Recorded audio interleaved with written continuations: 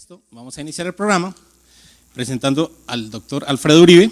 Él es bioquímico, director del Centro de Investigaciones de Bioquímica, CIBI, de la Universidad de los Andes, profesor mío, y quien va a hablar del metabolismo en errores innatos del metabolismo. Muchas gracias.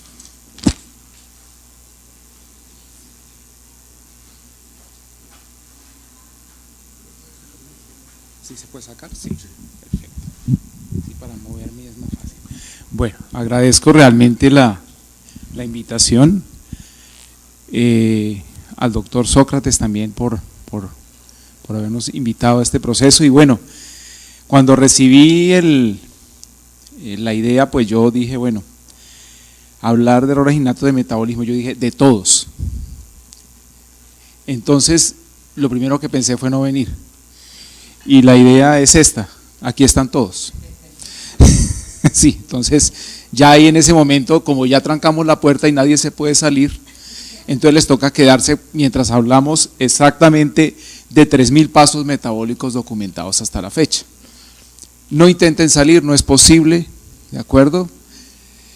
Bueno, pero entonces tenemos que poner las cosas bastante amables para que esto funcione. Indudablemente, si somos francos, nadie se sabe esto. Todos estamos aprendiendo y realmente es tan supremamente complejo que a medida que pasa el tiempo uno termina metiéndose como en áreas para poder trabajar eso, y eso me sucedió a mí. Voy a dar un bosquejo global, voy a mostrarles un poco cómo fue la experiencia, pero al final yo terminé como metido o encasillado en un grupo de enfermedades, y es la única forma en que yo vi que podía aprender un poco más. Indudablemente uno maneja un poco la parte general. Veamos algunas definiciones que me parecen importantes. Cuando hablamos de esto, por definición hablamos de desórdenes bioquímicos enmarcados en un concepto general, y es que tenemos afectado habitualmente un gen que codifica para una proteína. Nosotros estamos embarcados en que habitualmente lo que vamos a tener es un daño en una enzima, y eso implica que un proceso, vamos a revisar nuevamente esta imagen, cada punto que ustedes observan aquí implicaría que hay una proteína involucrada que está permitiendo que eso se lleve a cabo. Si esto se bloquea, entonces vamos a tener una situación catastrófica para la célula, ¿verdad? Y vamos a tener la acumulación de un compuesto que no está degradado. Entonces, eso nos lleva al origen. Las enfermedades metabólicas en general son de naturaleza monogénica, un buen número de herencia autosómica recesiva, en su mayoría, y cuando uno hace una revisión global ve que cada vez van y vamos detectando algunas enfermedades que en alguna época no se conocía el defecto, cada vez van reportando, ¿cierto?, nuevas enfermedades, y tenemos más o menos un número que podría estar alrededor de unas 650 enfermedades diferentes. Lo que uno aprende más o menos con esto es, oye, entonces el futuro es prometedor, porque eso implicaría que si yo tengo tantos pasos documentados, estudiados a nivel de metabolismo, vamos realmente alrededor de un 35% de lo que está documentado. Lo que hay en este momento es todo lo que viene, ¿cierto?, en que muchos investigadores van a reportar nuevos defectos, ¿verdad?, y nuevas entidades. ¿Cuál es el efecto global? Entonces, generalmente es una intoxicación. Entonces uno lo ve bajo esa perspectiva. Si yo no soy capaz de transformar un compuesto, este compuesto se acumula y eso puede ser catastrófico para el medio celular. Aquí vienen los líos, porque son muchos pasos, son muchas rutas, o sea que las presentaciones es un espectro amplísimo.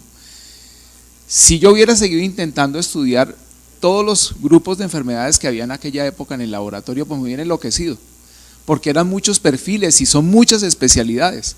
Entonces, la idea es que la heterogeneidad desde el punto de vista fenotípico realmente proviene no solo del grado de la afectación que tenga ese gen, hay puntos críticos, sino también del tipo y función de la proteína. Y bueno, aquí vamos a tener una gran cantidad, digamos, de alteraciones donde uno puede modificar de pronto la acción de una enzima, pero podemos también tener algunos efectos en transportadores o en hormonas. Si seguimos el principio, a mí me encantan las imágenes y las analogías. ¿Qué hay ahí?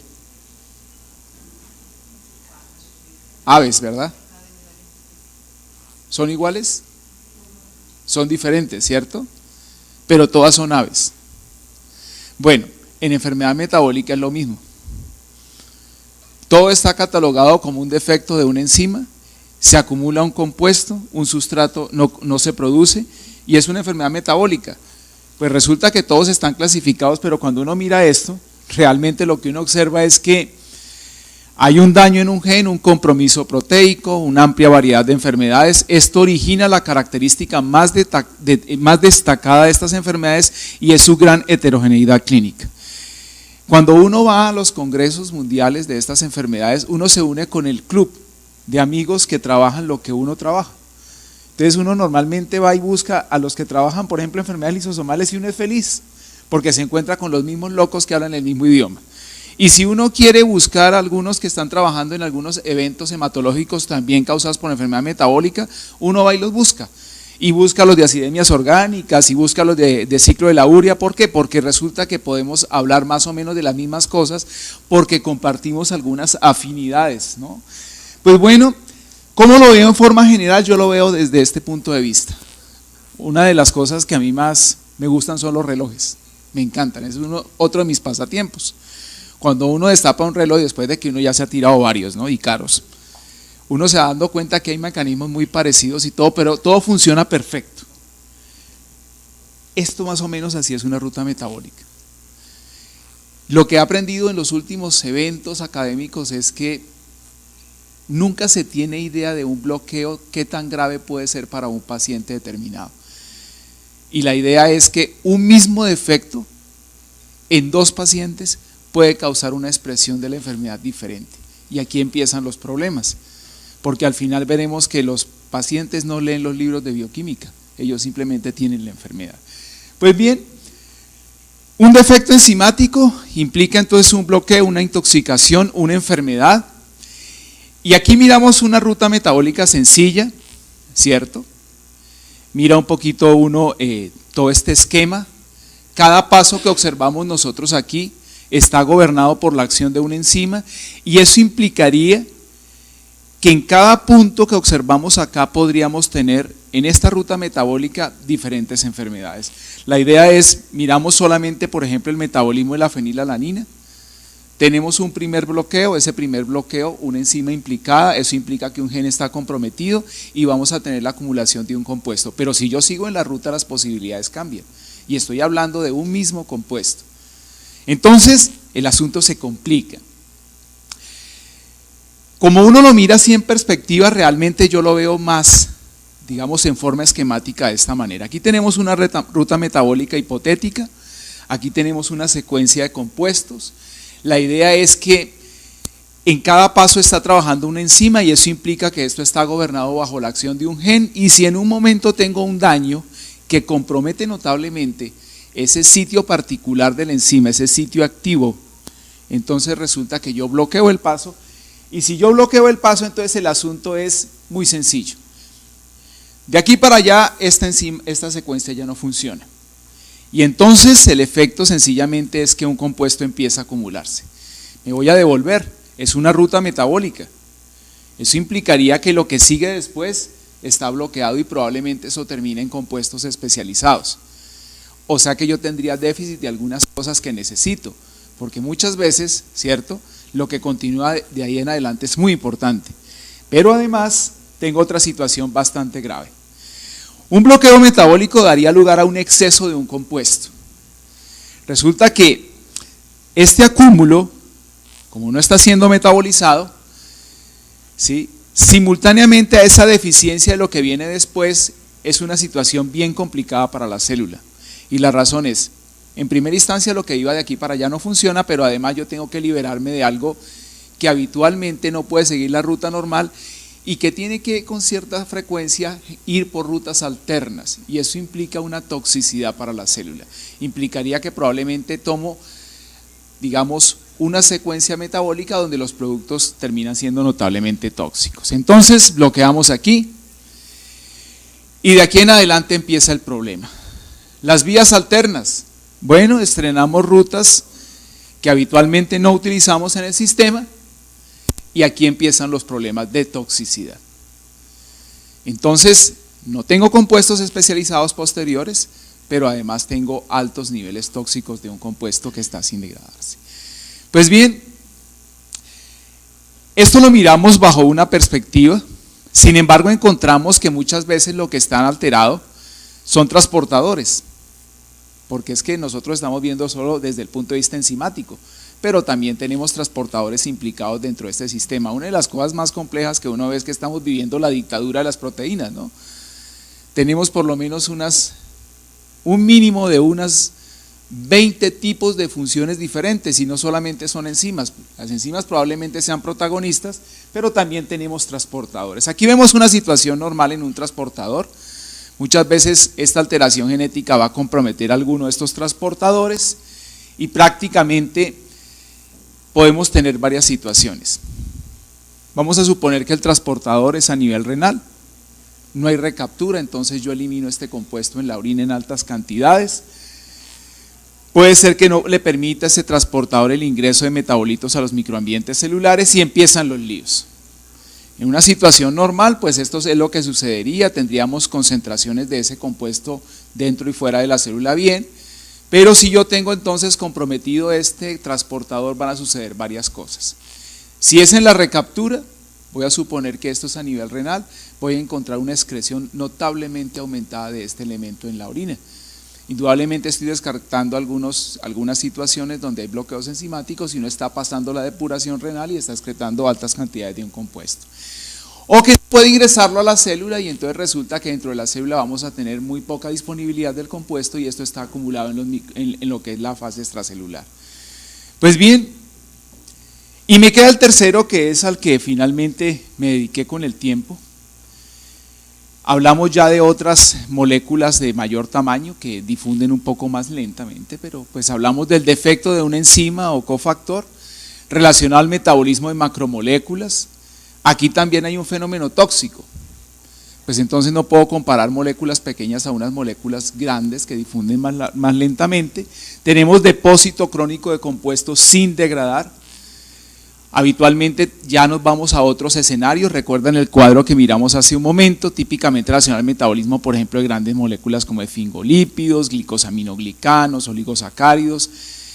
Este proceso es un poco mucho más lento en términos de acumulación, hay una lenta difusión de moléculas y el acúmulo y su presentación habitualmente va a ser un poco más pausado, más tardío, pero dentro de ese grupo podríamos tener típicamente las enfermedades de depósito lisosomal. Bueno, hemos sobrevivido. Pero a este punto, si vamos haciendo un recorrido y cogiéramos los tres grupos, les podría decir que por lo menos tendríamos unas 200 enfermedades diferentes. Solamente en enfermedad lisosomal hay 50, suficiente dolor de cabeza para cualquiera. Pero si yo voy cogiendo cada grupo, iría subiendo la cuenta. Entonces en aminoacidopatías tendría un grupo muy grande, en acidemias orgánicas tendría un grupo más grande y estaría cogiendo áreas del metabolismo. Pues bien, vamos a explotar algunos conceptos que me parecen bien importantes. Yo sé que en este momento algunos dicen, todavía estoy pensando en los 3000 pasos metabólicos. Claro, a uno le quedó eso, pero no hay problema. Para eso estamos en el laboratorio. Porque una de las grandes cosas que hemos venido con el tiempo es que uno empieza a armar como protocolos para poder detectar grupos de enfermedades. Y eso realmente es una muy buena estrategia. Después uno afina el cañón y empieza a hacer disparos de francotirador, cuando uno ya por lo menos ha ubicado al paciente en un grupo determinado de enfermedades. Entonces, recordamos algunas cosas. Si retomamos error innato en metabolismo de aparición temprana, me voy a enfrentar solamente a esos de moléculas pequeñas. Vamos a tener varias cosas bien importantes, difunden más fácilmente, intoxican más fácilmente, la presentación es muy rápida y explosiva, fabulosos para hacer detección temprana. ¿Por qué razón? El proceso es muy rápido, es contundente. Si no se hace una detección muy rápida de estos pacientes, el asunto es muy grave. Pero les tengo también malas noticias. A medida que avanzamos en la enfermedad lisosomal nos hemos dado cuenta, a pesar de su lentitud, que lo ideal también sería hacer detección temprana. Una de las grandes cosas, después de más de 10 años de estudiar enfermedad lisosomal acá en Colombia y que yo lamento, es que uno mira y en un promedio los pacientes han estado 10 años, o sea, una década completa con la enfermedad sin el diagnóstico. Eso es inadmisible. Entonces, la detección temprana es clave, porque las cosas que se dañaron, muchas de esas ya no tienen reversa. Entonces, el equilibrio. Volvamos a retomar enfermedad metabólica. Es relativamente fácil romper el equilibrio. Y por eso es coger el sistema metabólico, y cuando uno lo mira en el panorama se da cuenta. Una falla metabólica implica que el sistema tiene que manejar algo que se está acumulando. Y si estoy desafiando continuamente la ruta metabólica, implica que eso es una toxicidad brutal. Pues entonces, yo esto es lo que llamo sobrecarga al sistema de toxificación. Nosotros estamos preocupados con el Transmilenio. Así vamos en Transmilenio, vean. ¿El mío también va así? No, no creo, ¿sí? No, no va, bueno, así vamos en Transmilenio. Así yo entiendo un poco el fenómeno. Si yo no puedo seguir en un proceso, pues resulta que la idea es que empieza a acumularse. Pues bueno, tomemos algunos modelos y miremoslos desde el punto de vista bioquímico. Mi experiencia se centra mucho en la detección, ¿cierto?, de hallazgos clínicos. ¿Por qué?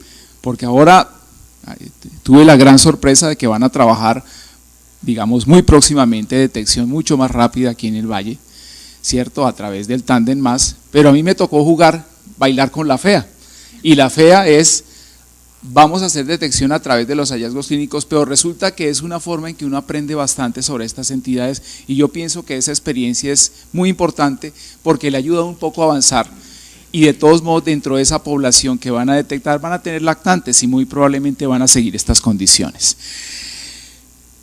Les voy a contar un poco de cuáles fueron de estos pacientes de aparición temprana, los 3 motivos de remisión general a nuestro laboratorio. Como yo les digo, en la actualidad trabajo más con enfermedad lisosomal, pero nosotros una vez nos pusimos a hacer la tarea de cuáles eran los motivos de remisión. El primer motivo de remisión, digamos un grupo importante, eran pacientes que nacen en buenas condiciones sin antecedentes. Una constante de los padres cuando eran entrevistados por el cuerpo médico era que al recibir alimentación evidenciaron deterioro progresivo y rechazo a esta. Fue una constante en los registros de historia clínica. Cuando nosotros fuimos a mirar un poco estos antecedentes o este registro previo al ingreso, muchos de esos casos estuvieron relacionados a acidemias orgánicas, a defectos del ciclo de la urea y a galactosemia. El segundo motivo de remisión fueron pacientes que nacen en buenas condiciones y sufrieron una grave descompensación por ayuno prolongado. Ese fue el segundo grupo un poco más reducido. Yo pienso que con este trabajo que van a hacer con Tandem Más van a encontrar mucho más casos porque yo pienso que esto está subdiagnosticado. Defectos de la beta-oxidación, sobre todo y glucogenosis, defectos de la beta-oxidación. Algunos pacientes que después miramos, hicimos una revisión, nos dimos cuenta que muchos habían fallecido sin el beneficio del diagnóstico, pacientes que habían hecho muerte súbita y después con algunos parámetros se encontraron algunos metabolitos que pudieron ser consistentes con algunos de estos bloqueos. Y un tercer motivo de remisión son pacientes con alteraciones prenatales de movimientos fetales disminuidos o aumentados o en los registros de actividad cardíaca y pueden nacer con depresión en las funciones neurológicas. Acidosis lácticas primarias encontramos un número importante y yo siempre hablo sobre este grupo en ciertas zonas del país, hiperglicinemia no cetósica, fue digamos una de las entidades también encontrada con cierta frecuencia, unos pocos casos de enfermedad peroxisomal, pero en aquella época nosotros no teníamos la posibilidad de estudiarlo acá en Colombia. Recuerdo que el doctor Hugo Moser en Estados Unidos, mientras estuvo, que él falleció hace ya un tiempo largo, nos hizo algunos de los apoyos de diagnóstico. Entonces, esa era la parte, digamos, de intoxicación y ahora uno ve el otro esquema, pero uno juega mucho con estas dos cosas. Intoxicación estamos acumulando, pero si comprometemos lo que tiene que ver con el déficit energético también, entonces tenemos el cóctel perfecto. Un paciente intoxicado con una caída en la generación de energía es perfecta. Ahí tengo una imagen que van a ver cómo lo refiero yo. Si jugamos con las dos cosas, empezamos a mirar un poco los datos del laboratorio y encontramos otra situación bien importante. Más o menos un 10% de esos pacientes, digamos, con hallazgos clínicos reportados a nuestro centro de investigaciones, tenían como posibilidad diagnóstica sepsis. Estaba incluido dentro, digamos, de las posibilidades o cursaban con ella. Después uno, en algunos de esos pacientes se encontró que algunos estaban relacionados a enfermedad metabólica. Sepsis es un factor que puede enmascarar o un error innato o cursar con él. Y este cuadro me parece fantástico porque uno encuentra algunos de los hallazgos, digamos, que fueron reportados, letargia, convulsiones, espasticidad, reflejos anormales, síntomas respiratorios. Miramos esta columna que está acá en la parte central. Miramos algunos de los parámetros que pueden estar alterados y muchas veces cuando se hicieron revisiones de casos de pacientes, que incluso anoche estábamos hablando un poco de eso, en la reunión de la presentación de lo del Tandem Más, hablábamos un poco de que después de que mirábamos esto y miraban un poco la sintomatología, algunos médicos reconocían que probablemente muchos de los pacientes que ellos habían dejado registrados como casos que se quedaron como sepsis o no se les pudo llegar al final diagnóstico, repensando un poco la sintomatología, pudieron ser una enfermedad metabólica. Aquí ven ustedes un poco de algunas de las entidades: enfermedad en jarabe de Arce, acidemia propiónica, isovalérica, metilmalónica, defectos del ciclo de la urea, algunas anormalidades a nivel del metabolismo de carbohidratos y a otras aminoacidopatías donde esa mezcla de sintomatología puede en un momento determinado estar enmascarando, ¿cierto? Y muchas veces son pacientes que vuelve otra vez un nuevo caso de la misma familia y de pronto alguien le da por revisar la historia y se da cuenta que está repitiendo lo que ya sucedió en un primer paciente. Entonces, ¿qué nos tocó a nosotros en ese momento? Volvemos esto con sintomatología. Cuando vamos a hacer esa aproximación, realmente el primer tamizaje se fundamentaba en el centro hospitalario y la idea es, hay una fase de orientación a ese estudio bioquímico especializado y conocer un poco esos datos de pacientes que se están haciendo con seguimiento clínico es bien importante, nos permitió enfilar un poco la batería. La historia familiar era fundamental, digamos que muchas veces nosotros encontrábamos antecedentes, con cierta frecuencia un porcentaje importante mostró consanguinidad y de esta historia familiar habían algunas cosas interesantes. Muchas veces hicimos seguimiento y a mí me gustaba mucho seguir los casos de hiperglicinemia no cetóxica y podría decir con toda tranquilidad que un 35-40% estaban en la zona cafetera. Cada vez que venía un paciente allá teníamos mucho cuidado porque realmente la mayoría de los casos de hiperglicinemia no cetóxica provenían de esa zona. En general, realmente fue una, digamos, de las cosas que pudimos documentar en ese momento. De ahí empezamos a mirar un poco lo que tenía en registro, tomando un poco lo que vimos al comienzo: falla en la ingesta, vómito, letargia, coma, convulsiones, y empezamos a trabajar un poco con las herramientas que teníamos. Estamos indudablemente montados en un paciente que está haciendo presentación. Miramos un poco los datos, si habían hemocultivos, algo de electrolitos, cuerpos cetónicos en sangre y en orina, gases arteriales, lactato, amonio. Amonio fue una herramienta de batalla, esto fue algo que ganamos en Bogotá contra viento y marea. Logramos que en varios hospitales de tercer nivel tuvieran amonio in situ y no que me estuvieran mandando las muestras por todo Bogotá hasta la universidad. Cuando llegaban allá era un desastre. Y de ahí en adelante empezábamos nosotros a cuestionar cosas. Hay hipoglicemia, hay cetosis, hay acidosis metabólica, alcalosis respiratoria, hiperamonemia, y empezamos nosotros a jugar con todas estas cosas para enfilarnos. Pues bien, algunos de estos los tomamos como caballo de batalla. Yo traje algunos modelos en virtud del tiempo. Hiperamonemia fue un elemento que nos ayudó bastante. La idea es síntomas antes de las primeras 24 horas de vida. Entonces volvemos al punto. Lo que vimos nosotros hace un momento es, hay un bloqueo enzimático. Si hay un bloqueo enzimático, hay un compuesto que se acumula. Pero resulta que yo puedo desafiar ese bloqueo y lo puedo desafiar en el momento en que yo empiece a recibir la vía oral.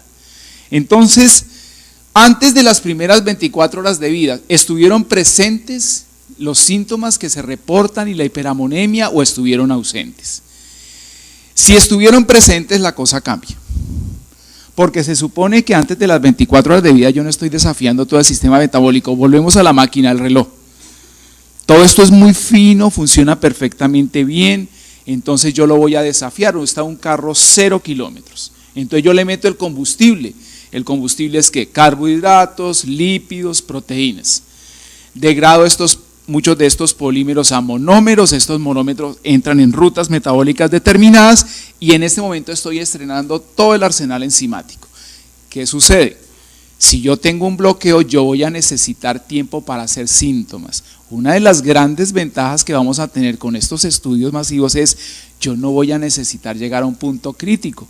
Y la razón es que con pequeños incrementos o elevaciones, yo voy a estar acercándome a algunos de estos, digamos, diagnósticos, y yo voy a seguir otros procesos de comprobación. Pero nosotros jugábamos era realmente con situaciones donde ya estos pacientes estaban complicados.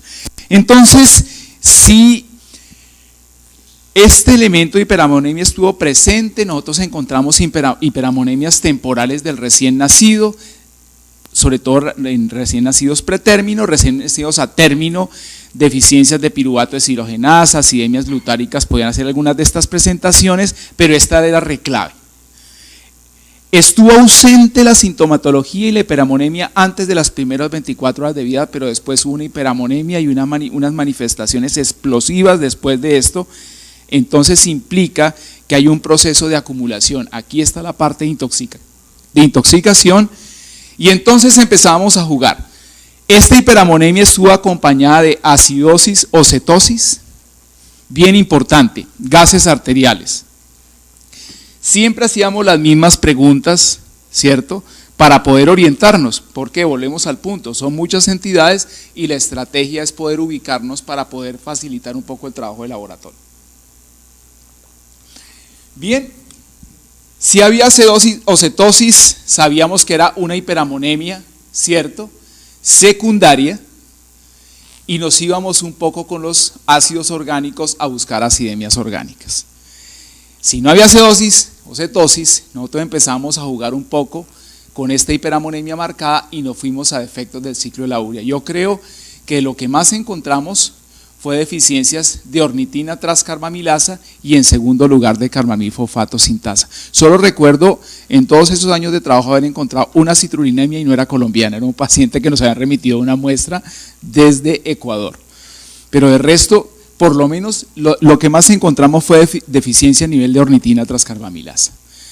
Jugamos entonces con la intoxicación, pero aquí empiezan un poco las situaciones, las hipoglicemias. Vamos a mirar este cuadro, el que le había mostrado inicialmente, otro de los elementos que podíamos nosotros estar trabajando. Bien importante, las preguntas que siempre hacía, ¿cómo está el amonio? ¿Cómo están los gases arteriales? ¿Cómo está la glicemia?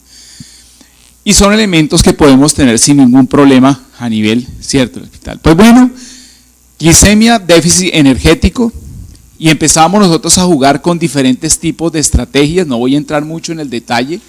Cada una de las hipoglicemias, según la presentación y según el comportamiento, nos podían enfocar a diferentes tipos de entidades. ¿Con qué teníamos que combinar ese hallazgo de hipoglicemia? Muchas veces teníamos que combinarlo, por ejemplo, con acidosis láctica, con cetosis, y cada uno de estos elementos nos podía llevar a diferentes posibilidades.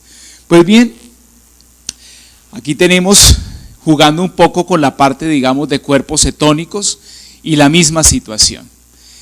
Entonces, en ese orden de mirar hipoglicemia y acompañado de diferentes metabolitos, hicimos algunas combinaciones. Una de esas fue trabajar con ácido láctico y hipoglicemia. Es lo que yo llamo la resaca perfecta. Ácido láctico elevado implica, ¿cierto?, acidosis, hipoglicemia implica entonces indudablemente que vamos a tener además un déficit energético. Esto nos ayudó muchísimo. Un ácido láctico aumentado, nos íbamos jugando con ácidos orgánicos anormales y nos íbamos un poco por el camino de las acidemias orgánicas. Un ácido láctico aumentado, jugábamos con los niveles de piruvato, esta relación lactato-piruvato, aunque tiene algunas dificultades.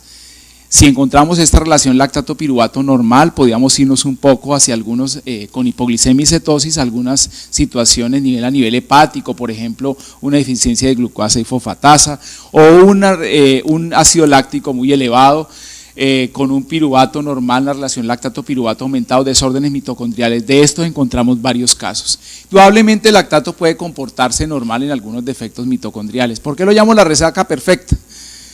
Pues sencillamente, poca energía, ¿cierto? Tenemos líos y además una acidosis láctica. Los que hemos estado en Guayabao sabemos de qué estamos hablando. Muy bien. Entonces, el mensaje realmente en esta primera fase, trabajando nosotros con esa orientación es, miren, Si estamos trabajando con una serie de hallazgos en gases arteriales, en glicemia, en amonio, en cuerpos cetónicos, en ácido láctico, y tenemos unos antecedentes que me orientan, debo considerar enfermedad metabólica. Después viene el trabajo nuestro. Obviamente a nosotros nos tocó ese proceso de madurar todo este asunto. Y teníamos realmente herramientas muy básicas, yo siempre las traigo. Unos perfiles no eran muy sensibles, detectaban alfa-cetoácidos, trabajamos con cromatografías de aminoácidos. La detección de metabolitos intermedios nos ayudó muchísimo. Nosotros monitoreábamos, por ejemplo, al cuerpos cetónicos, por lo menos acetoacetato y beta-hidroxibutirato, apoyamos mucho el proceso con estos dos metabolitos. Este protocolo de cromatografía de aminoácidos nos siguió ayudando mucho, sobre todo en algunas aminoacidurias. Sí, muchas cistinurias fueron detectadas bajo ese proceso, homocistinurias. Los ácidos orgánicos es una herramienta de batalla espectacular, la cuantificación de aminoácidos por HPLC. En detección de carbohidratos trabajamos un poco más después con cromatografías para detectar ciertos tipos de carbohidratos y galactosemias. Hay que tener cuidado, es algo que tiene una frecuencia importante en Colombia. Y indudablemente las pruebas enzimáticas. De ahí nació un poco la enzimología y de ahí yo terminé con, pues, más yéndome hacia la parte enzimática y decidí más meterme en lo que tenía que ver con enzimas. Ahora hay una cosa bien importante y es, este es el esquema bajo la presentación clínica, pero ahora tenemos herramientas mucho más poderosas, de las que yo no voy a entrar en detalle porque una charla posterior sobre Tandem Más. ¿Qué tiene eso de especial? Podemos detectar muchas más entidades mucho más rápido y no tenemos que llegar a ese punto donde vamos a tener un paciente complicado en una unidad de cuidado intensivo. Vamos a adelantarnos a muchas de estas cosas que aparecen acá.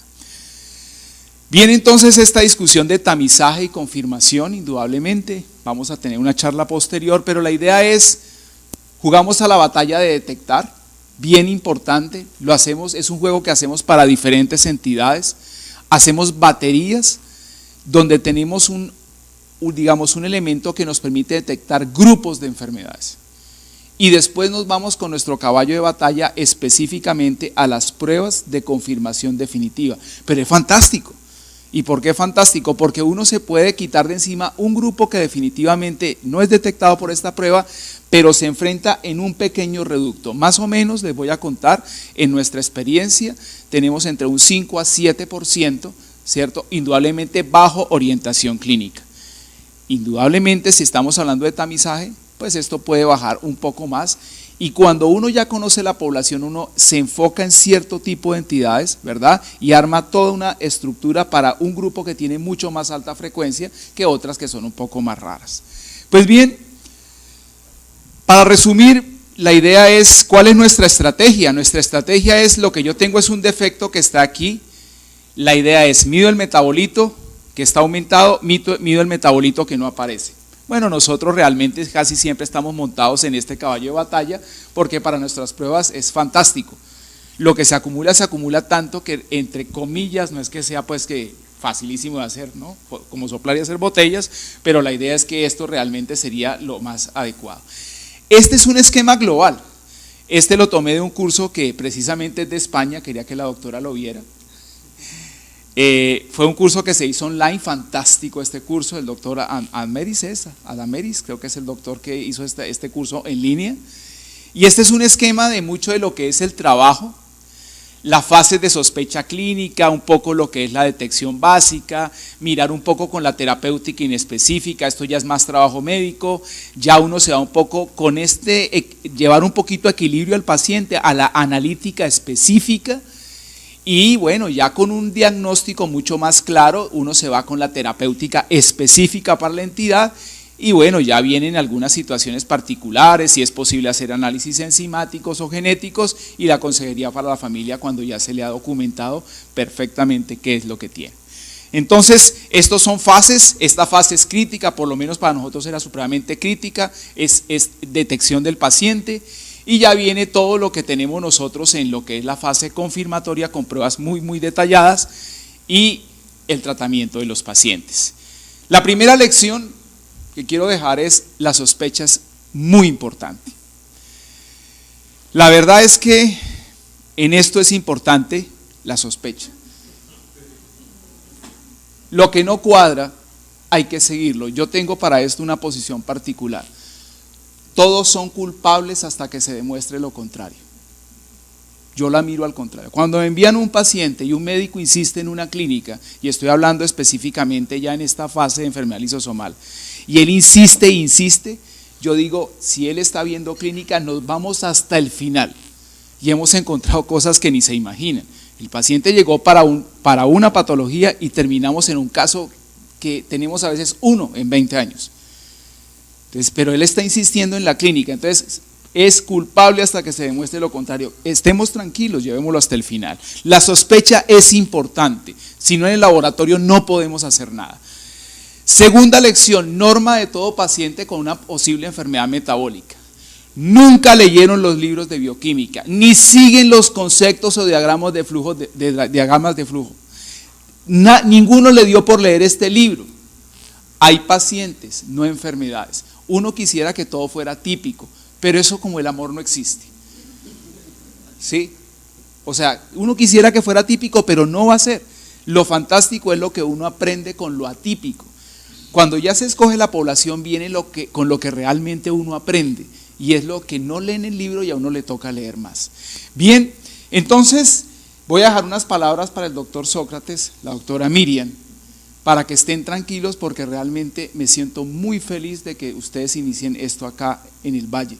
No importa dónde se haga, se está haciendo en el país. Y es esto, y yo lo recuerdo todos los días. El único error real es aquel de que no aprendemos nada.